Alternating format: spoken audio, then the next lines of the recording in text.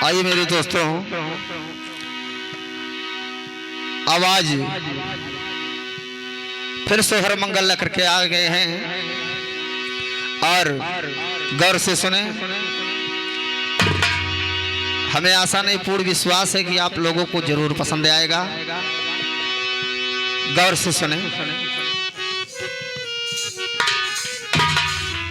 ये सोहर नहीं है, ये बल्कि चेतावनी शब्द है, लेकिन सोहर के रूप में आप लोग सुने।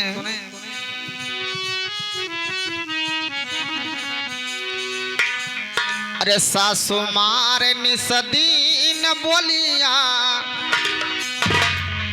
अरे ननदी तान मारा हो। सासु मारे निसदीन बोलिया, अरे ननदी तान मारा हो। हरे राम कमुने करमवा से चूक्यों, राम कमुने करमवा से चूक्यों।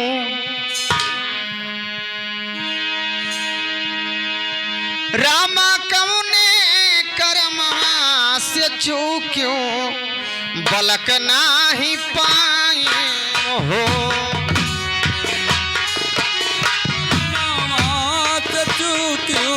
बलक नाही पायू हो।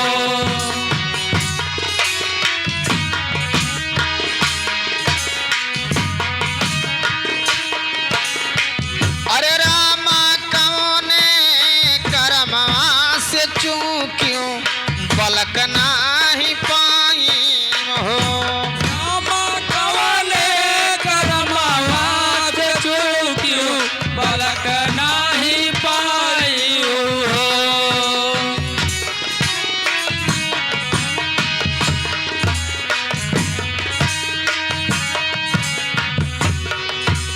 अरे पेड़वा पे बोलेला सुगनमा, मधुर बोलिया बोले, मधुर बोलिया बोलाए हो। पेड़वा पे बोलेला सुगनमा, मधुर बोलिया बोले, मधुर बोलिया बोलाए हो। रामा माता पिता के गारी आयु, रामा माता पिता के गारी आयु, करमवा से चूकी हो। रामा माता पिता के गारी आयु, करमवा से चूक्यों हो।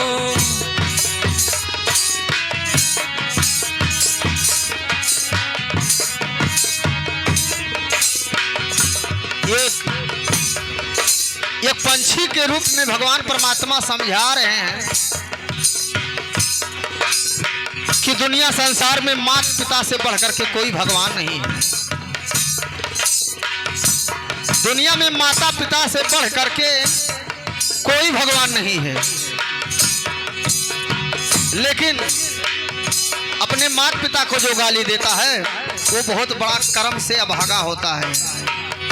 रामा माता पिता के गारी आयु, करमवा से चूकी हो।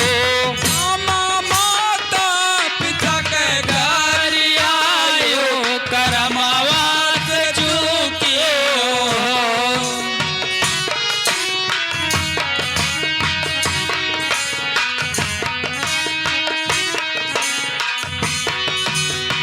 कहियो ना सासू जी के सेवा, जेठानी जी से झगड़ी हूँ, जेठानी जी से झगड़ी हो। कहियो ना सासू जी के सेवा, जेठानी जी से झगड़ी हूँ, जेठानी जी से झगड़ी हो। रामा द्वारे से लौटे भिखरिया, रामा द्वारे से लौटे भिखरिया, पलक कैसे पई हो ललन कैसे पैहा हो रामा द्वारे से लौटे भिखरिया ललन कैसे पैया हो कैसे पैबू हो।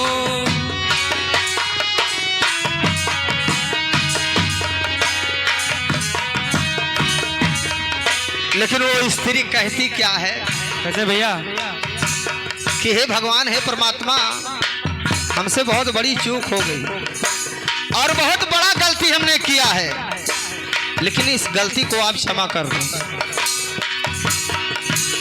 अरे सुगना तू बोलिया सुनायो हम समझायो हम समझाया हो सुगना तू बोलिया सुनायो हमें समझायो हमें समझाया हो रामाय बुयस यतन बतावो रामा अब यस यतन बतावो बलक मुख देखबाए हो माया बयस जतन बतायो बलक सुख देखाई बलक सुख पाई बहो।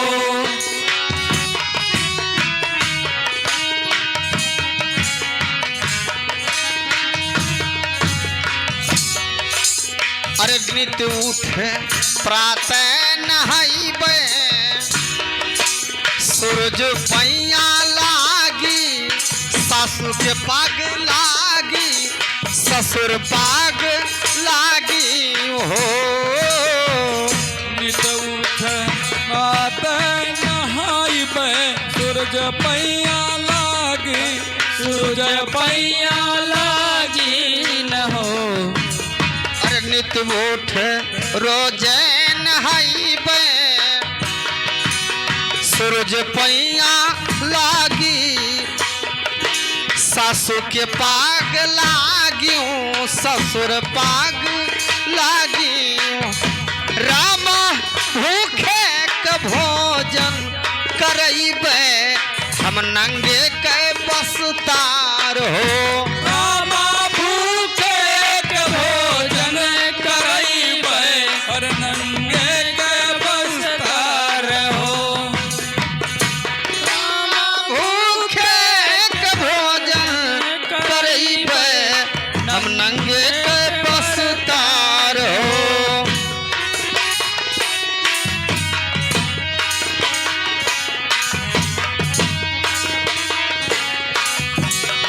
इतना सब करने के बाद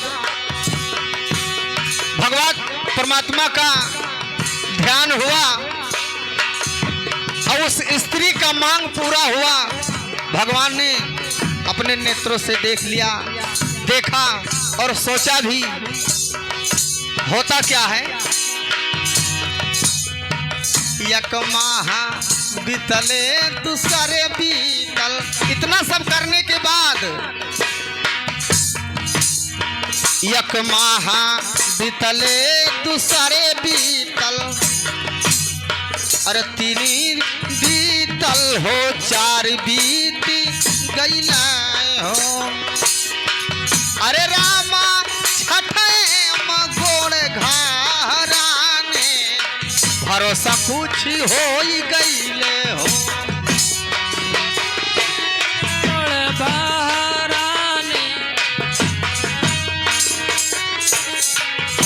रामा छठे गोड़ घराने भरोसा कुछ हो गईल हो रामा छठे में गोड़ घराने भरोसा कुछ भइलन हो। अरे भरोसा कुछ हो गईला हो भरोसा कुछ हो गईले हो रामा छठे गोड़ घराने भरोसा कुछ हो गए हो रामा छठे में गोड़ घराने भरोसा कुछ होई गया हो। रामा छठे में गोड़ घराने भरोसा कुछ होई गया हो।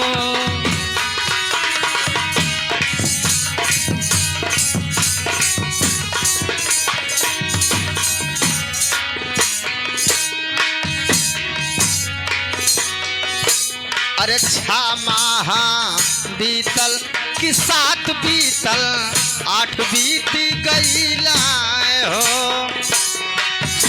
माह बीतल कि 7 बीतल 8 बीत गईले हो।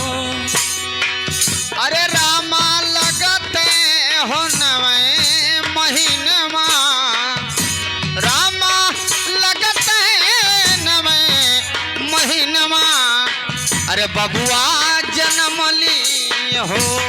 रामा लगते 9वां महीनावा कि ललना के जन्म भयो हो। अरे बबुआ जन्म लिए हो, रम लगते 9वें महीनामा, बबुआ जन्म लिए, रम लगते हो 9वें महीनामा, बबुआ जन्म लिए हो। लगत है 9वां महीना कि बबुआ जन्म लिए हो। राम लगत है 9वां महीना कि बबुआ जन्म लिए हो।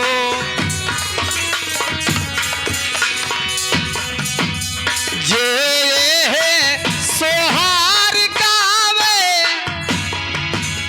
और गाय के सुनावा हो।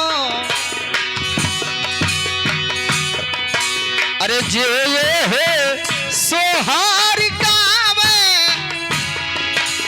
अरे गाय के सुनावे, अरे बैठी के सुना हो। रामा तुलसी बिरवा जे लगावे, अमर फल पावा हो।